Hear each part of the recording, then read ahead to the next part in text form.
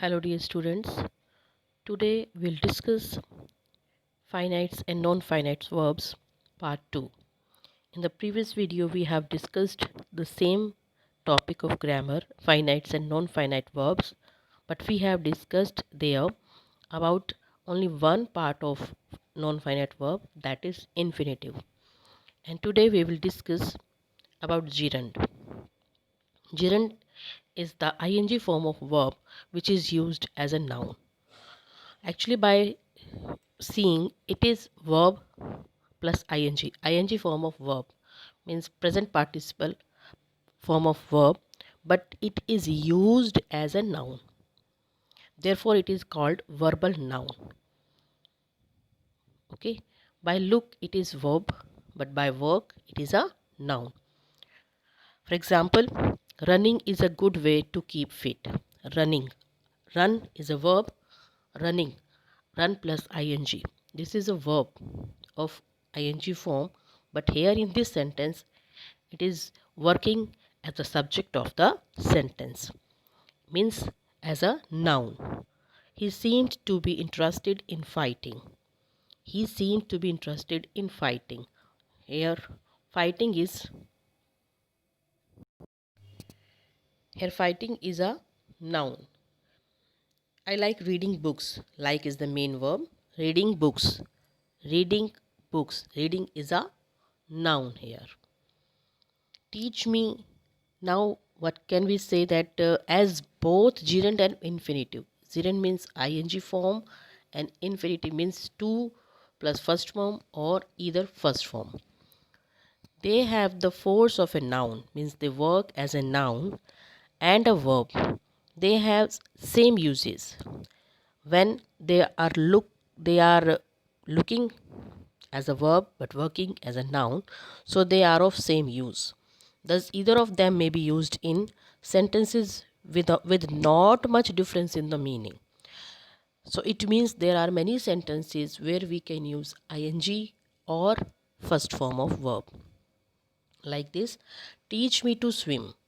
To swim is an infinitive. Teach me swimming. Swimming is a gerund. But both the sentences are right. So there is a flexibility in such kind of sentences.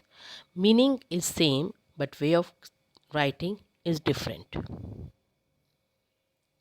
Next comes the participle. We have already discussed that there are three types of participles: present participle, past participle, and perfect participle. Participle is the form of the verb which has characteristics of an adjective or a verb and a verb. It means it is a verb actual. By written it is a verb, but by working it is a adjective. So therefore we can call them adjectival verb, which we can call them adjectival verbs. Let us discuss about present participle. Present participle means first form of verb plus ing. It ends with ing but represents an action as going on or incomplete.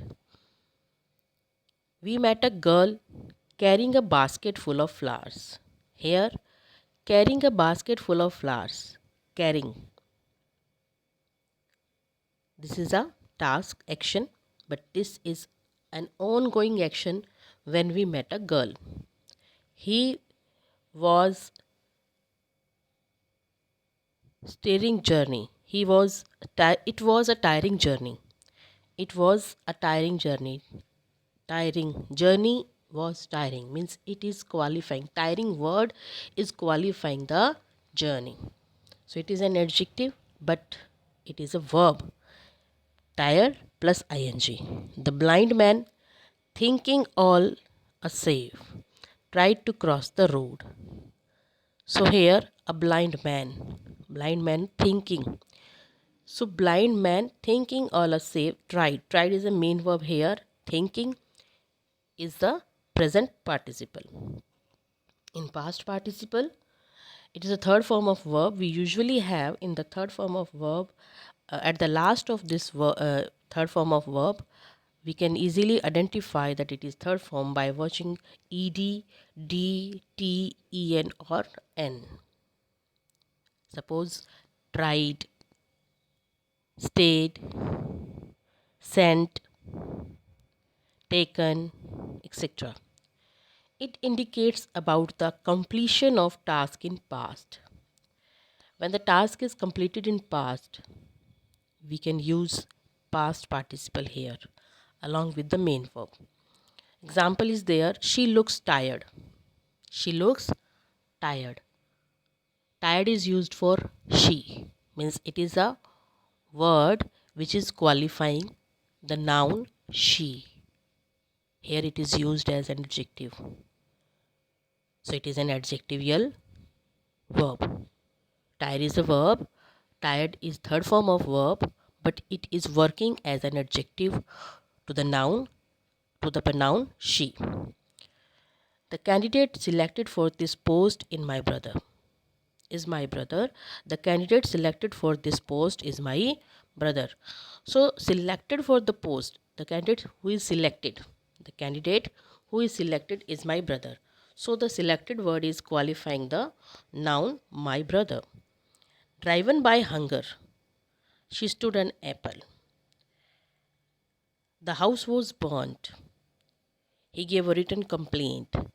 So there are many sentences like this when you can say that these are verb but they work as an adjective. Perfect participle. In the perfect participle you can say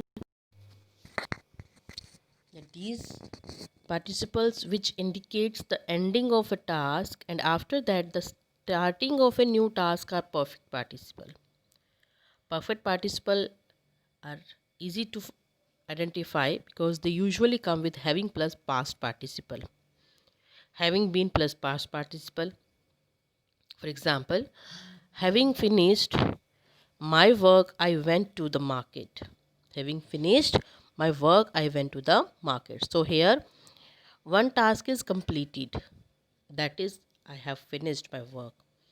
Then I went to the market. So first I completed my task.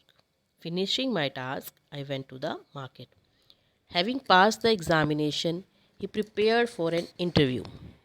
Having passed the examination, he prepared for interview. Having completed this project, he went for the picnic.